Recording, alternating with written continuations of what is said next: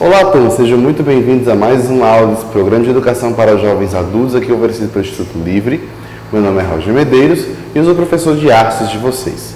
Dando continuidade aos nossos estudos, nós já fizemos uma revisão e um aprofundamento de alguns conteúdos, né? Vimos as artes do teatro, as artes dramáticas, nós vimos também a música e agora nós voltamos para as artes visuais. Na aula passada, fizemos uma reflexão sobre a arte moderna de um modo geral, principalmente analisando o contexto da Europa, como um todo, que foi o que difundiu no Ocidente esse conceito de moderno, que era essa concepção de uma arte voltada para o futuro, para propor novas ideias, para propor novas maneiras de se produzir arte naquele momento. Agora, vamos passar para essa concepção de moderno, ou modernismo, para o contexto no Brasil, certo? Então, antes de começarmos a de fato falar do modernismo no Brasil, vamos aqui apresentar um pouco do contexto histórico, 3 pontos que eu selecionei que são muito marcantes e decisivos para essa construção de uma arte moderna no Brasil. A primeira delas é a Proclamação da República, que aconteceu em 1889, e ela já faz um indicativo do sentimento que o artista do começo do século XX vai sentir. Lembrando que aqui é século XIX, o modernismo no Brasil começa em 1922, já século XX.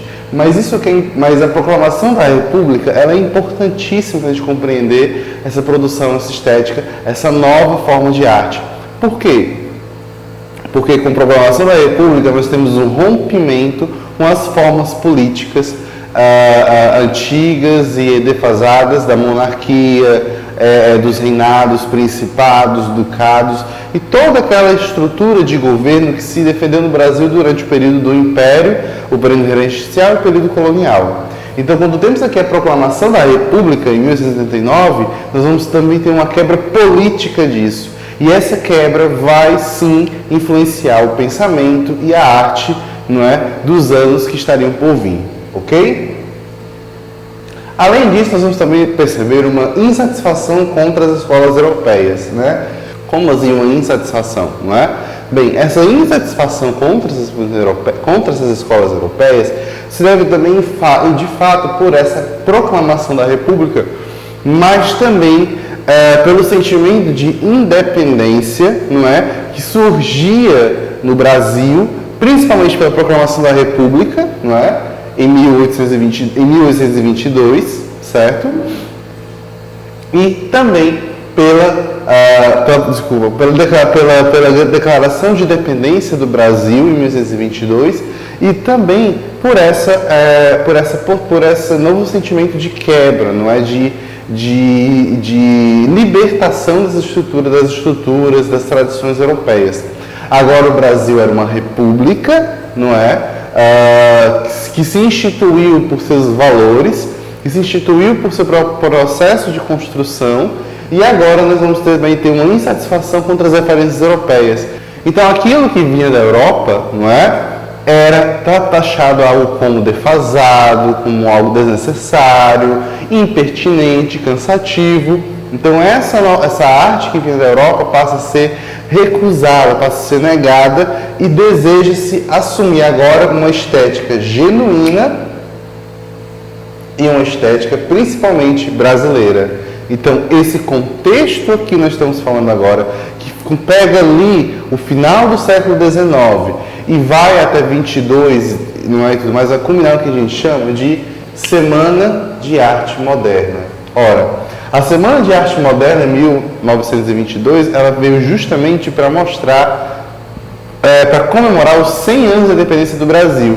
E nada mais justo do que essa data, justamente porque a Semana de Arte Moderna buscava principalmente uma estética genuína e brasileira. E aí nós vamos ter os 2 movimentos, o movimento pau-brasil e o movimento antropofágico.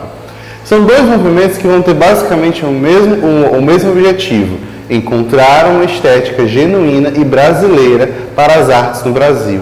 E aí nós vamos ter nomes como Anita Mafaldi, Le Corbusier, Lúcio Costa, Tarsila do Amaral, Mário Oswald de Andrade. Então, são todos artistas daquele período que vão justamente nessa linha de querer absorver o que havia ali da estética europeia, mas reler, refazer, reconstruir essa estética e não reproduzir.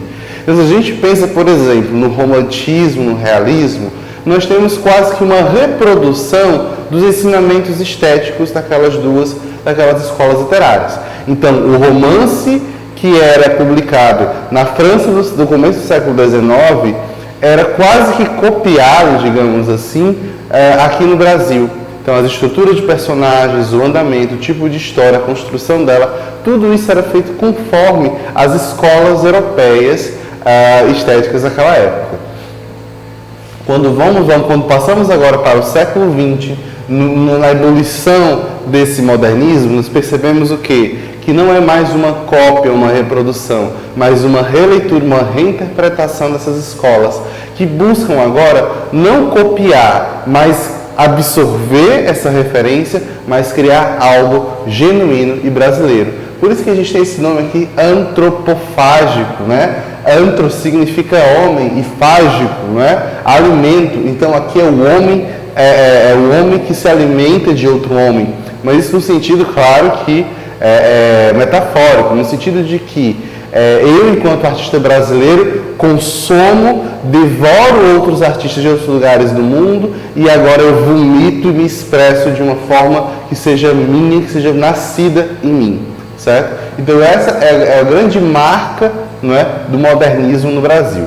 Vamos passar agora para as nossas atividades no livro para a gente poder analisar isso melhor. Vamos agora aqui passar para esse texto na página 81, chama-se Acadêmicos ou Modernos, porque isso traz uma discussão muito interessante sobre como é que a arte era feita naquele período.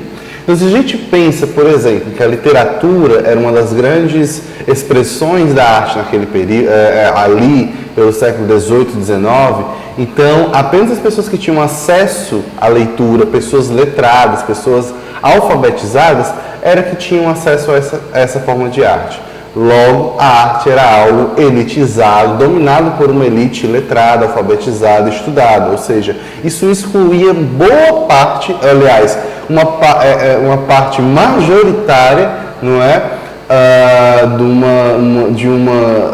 da sociedade brasileira. E uma pequeníssima minoria, não é, já veio ali, dominava e que tinha acesso a essas formas de arte. Certo? E aí, quando o texto faz essa menção a acadêmicos ou modernos, é justamente a mostrar o aspecto academizado, o aspecto institucionalizado da produção artística naquele período.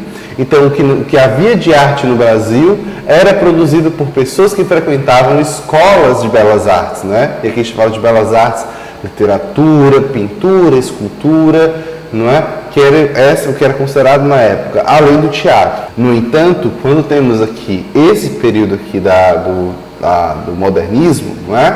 A gente trata agora de pensar esses acadêmicos que estavam dentro da academia e que consumiam essas referências trazidas da Europa, ou modernos, no sentido de que eram pessoas que quebravam com esses padrões acadêmicos, com esses padrões europeus, e que procuravam buscar novas ideias, novas propostas para a produção artística. Vamos aqui ler o texto. O Brasil do início do século XX ainda era uma república jovem. A proclamação da República de 79 e o centro econômico do país estava no estado de São Paulo, com suas diversas fazendas de café, produto de exportação. Havia uma grande imigração europeia e japonesa e o processo de industrialização se acelerava. Reflexos de um fenômeno global, especialmente após o término da Primeira Guerra Mundial. Surgiram os aparelhos de rádio e a primeira transmissão oficial no Brasil se deu em 7 de setembro de 1922, na comemoração do centenário da independência. Na cidade de São Paulo, havia bondes puxados por cavalos, os lampiões de gás começavam a ser trocados por lâmpadas elétricas e as carruagens pelos automóveis. Santos Dumont, nasceu em 1873 e morreu em 1932, brasileiro pioneiro na aviação, fazia suas primeiras experiências voando em Paris, na França.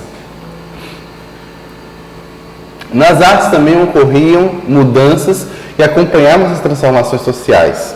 A grande precursora do modernismo foi a paulistana Anita Catarina Malfatti. Em 1910, a artista fez uma viagem de estudos à Alemanha e se encantou com o expressionismo. Viajou depois para os Estados Unidos também para estudar arte. Regressando ao Brasil, fez em 1917 uma exposição com obras influenciadas pelo expressionismo, o que desagradou à sociedade e aos críticos da época acostumados à pintura acadêmica. E aí que vamos falar de pintura acadêmica, que era justamente essa pintura produzida dentro das escolas de arte do Brasil naquela época, certo? Então, quando falamos da pintura acadêmica, era ensinada nas academias, nas escolas de belas artes. Os artistas exercitavam a pintura e o desenho com muito rigor, observando modelos vivos. Tinham conhecimento de anatomia, de proporções, de técnicas, e seu objetivo maior era a representação do belo, da forma bastante realista e de acordo com os padrões de beleza estabelecidos por essas escolas, certo?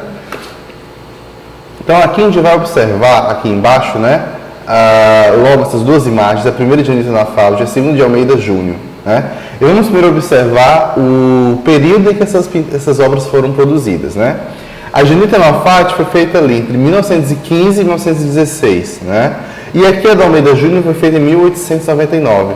Então já temos aqui, se a gente lembrar então que a Semana de Arte Moderna foi em 22, então a Anita Malfatti já estava olhando para esse período, já tinha esse olhar moderno sobre a arte. Enquanto que o Almeida Júnior procurava reproduzir, como foi bem dito agora há pouco pelo nosso material, reproduzir essa realidade, esse padrão estético que estava aqui. Então percebam que agora nós temos quase que uma fotografia, né, aqui do lado direito, né? Temos aqui uma mulher lendo algum documento de uma casa, ou seja, as cores, as formas, tudo isso retrata um grande realismo, não é? No entanto, quando vemos agora aqui a Anita Malfatti, nós já temos aqui uma artista que é impressionada pelo expressionismo alemão que ela conheceu, agora ela busca uma influência, né? Trouxe isso como influência, como inspiração, mas trazendo a sua própria estética.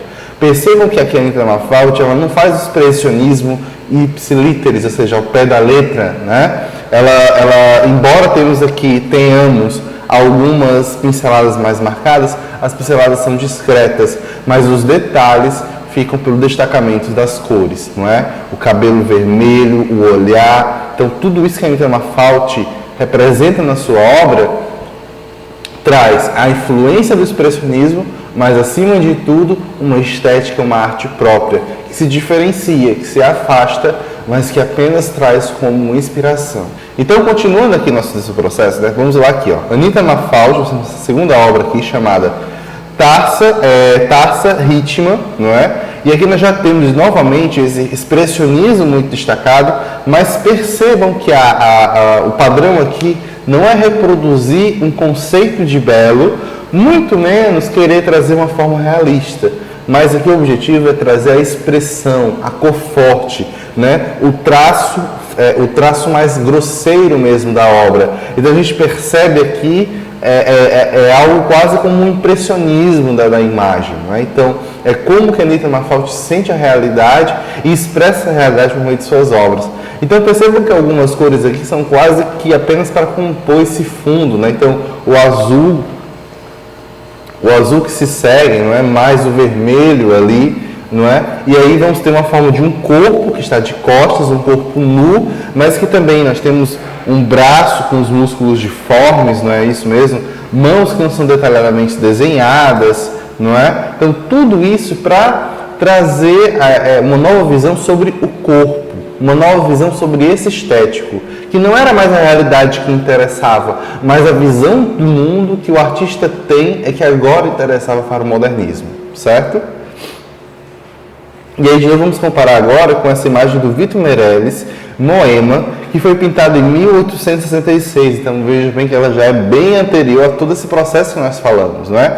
Se a Anita Malfatti, né, pintou aqui entre 15 e 16, agora estamos no século XIX, logo no início da segunda metade do século XIX. Então nós temos aqui, não é? O corpo desenhado milimetricamente detalhado, não é isso? E aí já No entanto, o cenário já é tratado com um certo impressionismo, com pouco cuidado, né? Justamente para mostrar que a visão do corpo para esse artista do século XIX era uma visão de um corpo perfeito, de um corpo ideal, com todas as suas formas simétricas, né? Percebam que um seio é muito simétrico ao outro, não é isso? Uma pele muito alva, muito branca, né? Se a gente pensar que isso também já era um indício de uma identidade europeia, então, se a gente pensar que a maior parte da população brasileira sempre foi e ainda é uma população negra, indígena, essa pintura aqui de 1866 também retrata essa hegemonia racial e cultural que existe no Brasil. Então ele retrata aqui uma mulher com um aparato indígena, que é um cocá, não é isso? No entanto, essa é uma mulher branca. E quando passamos para a Anita Malfatti, nós não temos mais essa cor do corpo branco, mas um corpo avermelhado, não é? O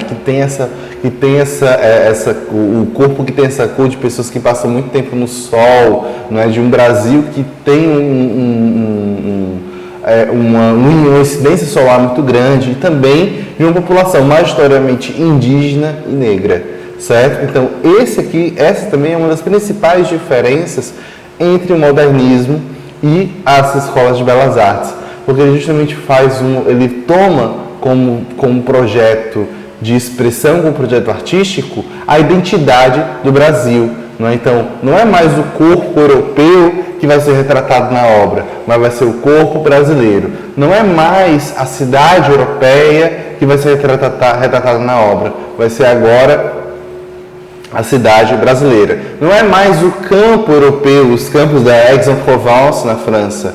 Vão ser agora os campos e florestas brasileiros que serão retratados na arte moderna brasileira, certo? Então, esse é um dos principais traços que mostra justamente isso, ok? Continuando aqui nossa incursão pelo modernismo no Brasil, vamos passar para a página 84. Outro importante precursor do modernismo foi o lituano Cezar Segara, que se mudou para o Brasil em 1923. Sua pintura expressionista mostra muito do drama humano, especialmente nas obras a seguir, que representam os sentimentos do artista que vivenciou a tragédia e os horrores da guerra.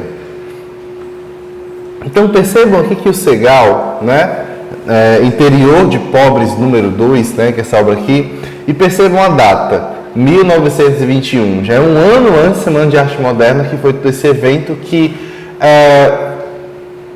chancelou, né, que de fato ali fechou essa ideia, essa paixão pelo moderno, essa paixão por algo que fosse genuinamente brasileiro, né? E aí vamos ter aqui o Segala, né, que vai tratar de algo quase que como cubista, né? Então temos aqui rostos com suas formas que vão ali parecer duas perspectivas, não é? Formas quase que muito geometrizantes, né? Então de novo temos aqui um artista que toma a referência europeia, mas que interpreta a sua maneira essa referência, né? E traz isso em sua obra. E aqui vamos ter a última aqui, né? O navio de imigrantes, né? Então se a gente pensar que o Segara, ele era um imigrante, agora vamos retratar o navio dos imigrantes. Então percebam aqui, né, ó, as formas geométricas, o mar desenhado, não em seu realismo, mas na impressão, na interpretação que o artista tem sobre esse mar, que é um mar turbulento, acinzentado, não é isso? E além disso, todo aqui um navio, né, caótico, com várias pessoas. Eu vou até aumentar aqui o zoom. E aí a gente percebe, não é? Cada uma dessas pessoas desenhadas, com cada uma dessas expressões. Então esse olhar de desespero, né? Um olhar aqui de um desespero, de temor pelo que poderia vir. Então tudo isso são retratos, não é? Um retrato de como que essas viagens aconteciam, né? E aí ele também se coloca aqui, uma vez que o Segal também era um imigrante, ok? Como você pode observar aqui na página 85, não é? Na pintura moderna não há rigidez na correspondência das formas e das cores com a realidade. A gente consegue observar isso muito claro, não é? A gente vê aqui nas obras do Segal, uma paleta de cores que vai ali entre o cinza e o bege, não é?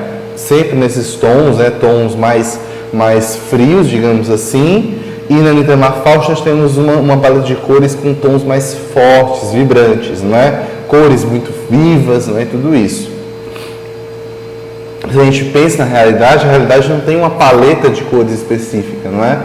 A realidade ela é multicolorida, ela é muito colorida. Então cada objeto em relação à luz, em relação à perspectiva, vai assumir uma paleta de cores diferentes. Aqui não, nós assumimos uma estética a partir de uma paleta de cores específicas, certo?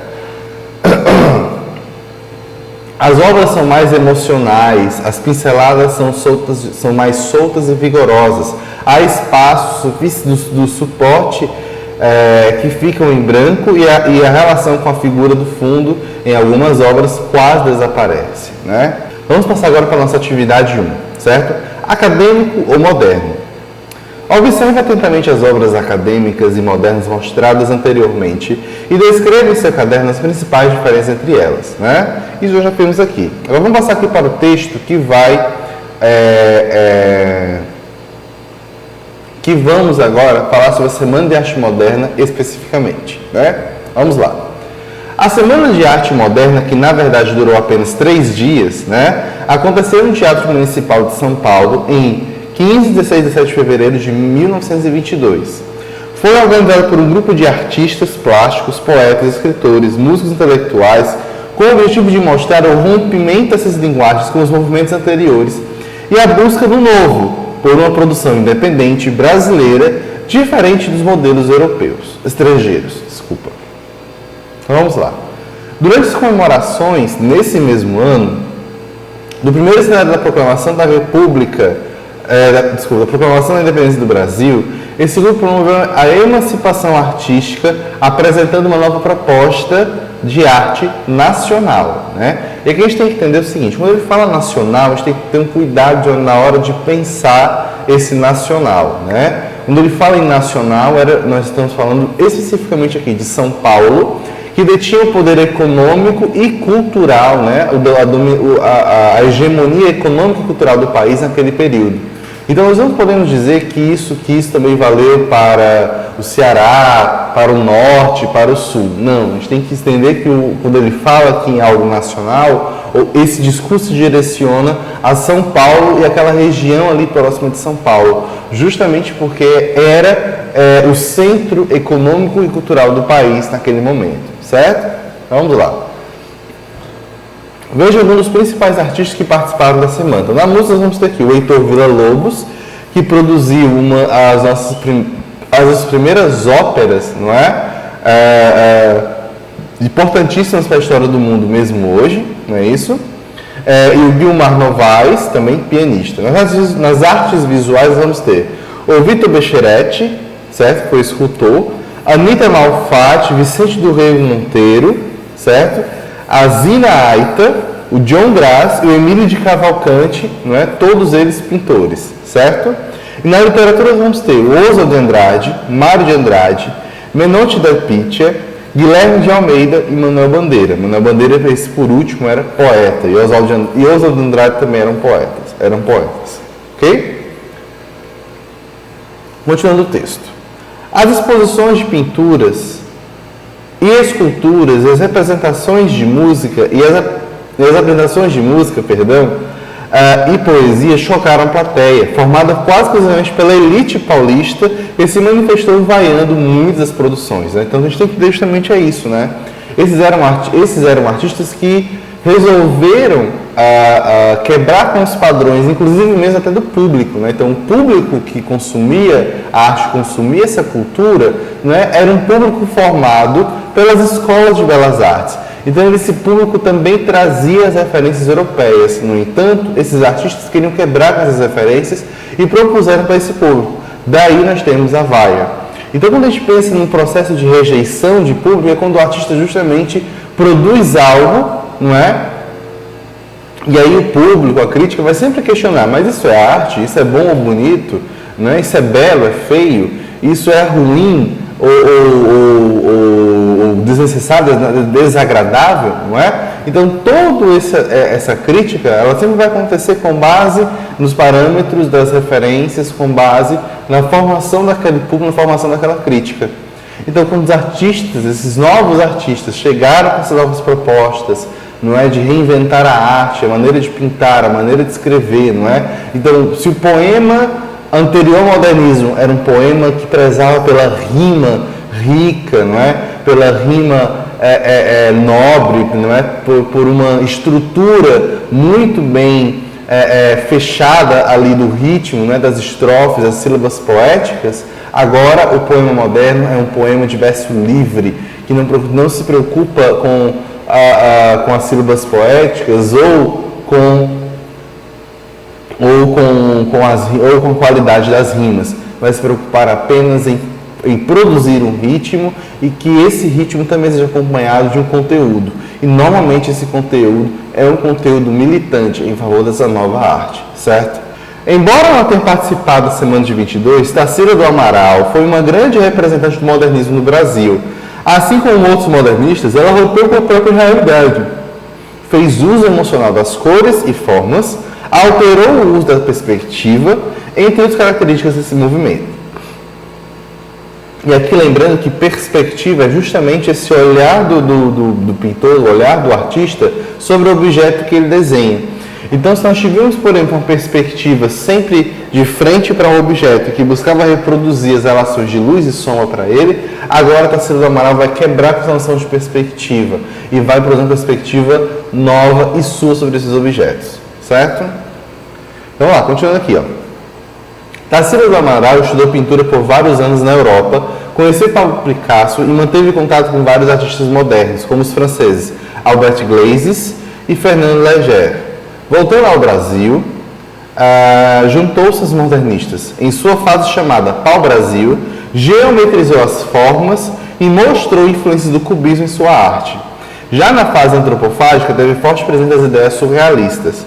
Portanto, quando se fala de modernismo do Brasil, é impossível não se dar a presença inovadora de Tarsila do Amaral. Observe algumas obras de artistas modernistas. Vamos analisar aqui a primeira agora, que é esse monumento do Victor Becheretti, certo? Monumento às bandeiras. Então percebam que aqui nós não temos formas extremamente ligadas à realidade, não é?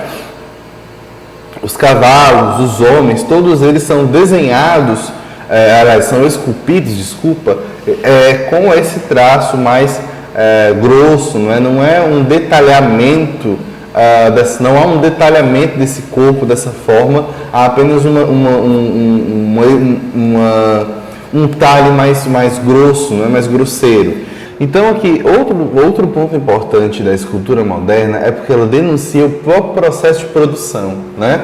Então, se a gente imagina que essa grande pedra, aqui que está aqui, sobre a qual repousa a obra, ela é justamente o resultado de mostrar e denunciar esse processo de produção da obra, não é? Então aqui ele mostra que essa obra, que essa estátua foi esculpida dessa pedra, não é isso? E aí nós vamos ter os cavalos aqui que não vão ter suas pernas separadas do resto da pedra, não é? Eles fazem parte dela também justamente para mostrar um pouco desse processo de produção. Esse também é um dos detalhes.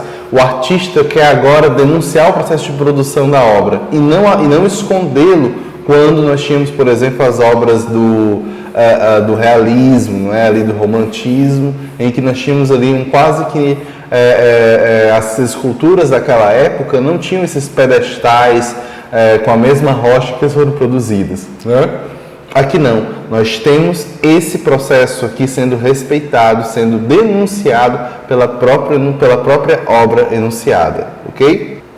Aí vamos lá, o Vicente do Rego Monteiro, Mulher Sentada, apresenta aqui agora, vejam bem como essas cores também são fortes, vibrantes e também são bastante geometrizadas. Aqui no caso temos formas arredondadas, circulares até, Então, mulheres sentadas, E, por último, aqui temos de Cavalcante, que são 5 moças de Guaratinguetá. Então, percebam aqui novamente as cores muito fortes, essa influência do cubismo,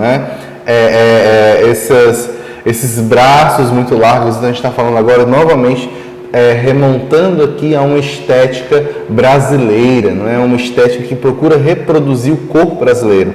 Percebam que essas mulheres não são propriamente brancas, mas sempre com uma cor mais amarelada, não é? Uma cor amarronzada, justamente com uma tentativa de trazer o corpo brasileiro para esse contexto, para esse contexto artístico, compreenderam?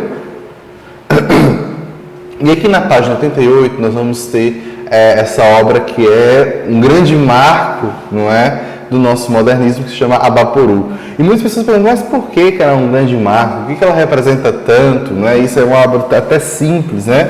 Justamente porque ela foi a que mais quebrou com todo esse padrão. Então percebam que essa forma humana, novamente, não é uma forma humana branca europeia, né, com aquela pele do europeu, mas é uma pele amarelada, não é? Temos aqui uma forma quase que dismórfica, mas muito próxima a esse realismo, não é? O corpo muito maior do que a cabeça, no sentido de que o Abaporu é justamente esse homem que come o corpo dos outros e cresce, mas que a cabeça continua ainda pequena, continua limitada, né? Então o Abaporu ele é considerado até hoje uma pintura de manifesto, justamente para a gente ter essa reflexão de que esse corpo grande e crescido pode servir de nada se nós tivermos uma cabeça muito pequena, certo? E vamos ver aqui os elementos de fundo, né? Não é mais uma floresta, um campo, um bosque europeu. Agora vamos ter um cacto, né? Muito comum ali no Nordeste, né? Nas regiões secas e áridas do país, né? E não vamos ter mais agora um dia acinzentado, nós vamos ter um sol muito forte representado aqui nessa pintura, ok? Então isso tudo do Abaporu representa essa estética muito forte aqui do modernismo brasileiro, ok? Vamos lá, continuando. Na atividade 2, agora que você já leu o texto e observou as imagens, responda as questões. Quais artistas foram os grandes precursores do modernismo no Brasil, né? Aqui vamos voltar, né, só para a gente ver aqui, né? Vamos ter aqui, né, aqui na literatura o Oswald de Mário de Andrade, Manuel Bandeira, nas artes visuais o Vitor Bechereto, Anita Malfatti, não é isso? Na música o Vila Lobos, né, e o Guilmar Novaes, certo? São artistas que a gente pode considerar como precursores. O que é um precursor? Né? O precursor é aquele que vem, aquele que apresenta aquele que apresenta antes de algo, né? Então ele é anterior antes desse movimento de 22, né, da Semana de Arte Moderna, já havíamos artistas que produziam arte moderna no Brasil, digamos assim. Então não é o fato de ter acontecido a arte moderna no Brasil que a partir daquele momento toda a arte era moderna, não. A Semana de Arte Moderna ela foi o estopim, ela foi o ponto alto dessa produção artística, que buscava agora, com a semana, apresentar esses novos artistas, essas novas estéticas, para que elas fossem conhecidas pelo público, né? Mas antes da Semana de Arte Moderna, já havia um movimento precursor, né? Ou seja, foi anterior a essa semana, a esse acontecimento, né? Nós tivemos toda uma série de artistas que foram precursores desse movimento moderno no Brasil, ok? Então, questão 2. Por que Anita Malfatti foi duramente criticada em sua exposição em 1917? Ora, ela era uma artista que conheceu o expressionismo alemão e resolveu trazer isso para o Brasil em um período em que a população e a crítica estavam profundamente envolvidos, né, e profundamente ainda ligados à estética europeia clássica, né? Então nós tínhamos ali uma pintura clássica, realista, impressionista, né? E aí a Mafalda vinha com uma estética completamente diferente dessa. Por isso que ela foi vaiada, porque o público não tinha referências ainda para apreciar aquela obra de arte, né? Por isso que ela foi vaiada em sua exposição em 1917. 3. Qual o objetivo da Semana de Arte Moderna realizada no Brasil? Bom, a gente já falou isso, não é? O objetivo da Semana de Arte Moderna era justamente divulgar os trabalhos desses novos artistas para a elite cultural de São Paulo, né, que era a elite cultural nacional, a nível nacional também, né, e manifestar um desejo de uma nova arte, uma nova estética, principalmente independente, no sentido de que elas não dependiam das referências europeias, e brasileira, ou seja, que trouxesse o corpo brasileiro, a identidade brasileira em suas obras. Então, o objetivo da Semana de Arte Moderna era buscar uma nova forma de arte independente e brasileira, certo? Promovê-la, não é isso? E fortalecê-la em território nacional. Ok? 4. Além dos artistas plásticos, quais outros profissionais estiveram presentes na Semana de Arte de 22? Né? Então vamos ter músicos, literatos, né? Os literatos, Oswaldo de Andrade e Manuel Bandeira, né? Entre os músicos, Heitor Villa-Lobos, né? Como já falamos aqui. E 5. Como a plateia recebeu as exposições e apresentações? Bom, boa parte da plateia recebeu aquilo com muita crítica, muita vaia, né? Porque havia ali uma nova forma de arte que não era conhecida pelo público. O público ainda não conseguia se relacionar com aquela nova estética, então entendeu aquilo como feio, desagradável, necessário. Porque o que era bonito, e é interessante pensar isso, o que é bonito muda conforme o tempo. E o que era bonito naquela época era reproduzir a realidade. A pintura era a fotografia daquela época, digamos assim. Então, quanto mais realista, quanto mais convincente da realidade uma pintura era, mais bela ela era considerada, ok? E aí, quando a gente vê agora os artistas modernos trazendo expressionismo, cubismo, cores e formas que não respeitam, que não se relacionam com a realidade, aí nós vamos ter justamente o contrário daquilo que era considerado bom e bonito para aquele público. Então, por isso que a plateia recebeu, né, com muitas vaias, e algumas obras já foram recebidas com mais, outras poucas obras já foram recebidas com mais acolhimento, não é? Como de fato uma proposta nova de arte, não é isso? Então foi assim que essas obras foram apresentadas naquele período. Bom, então terminamos aqui nossa incursão sobre o modernismo no Brasil. Até mais, até a próxima aula. Obrigado.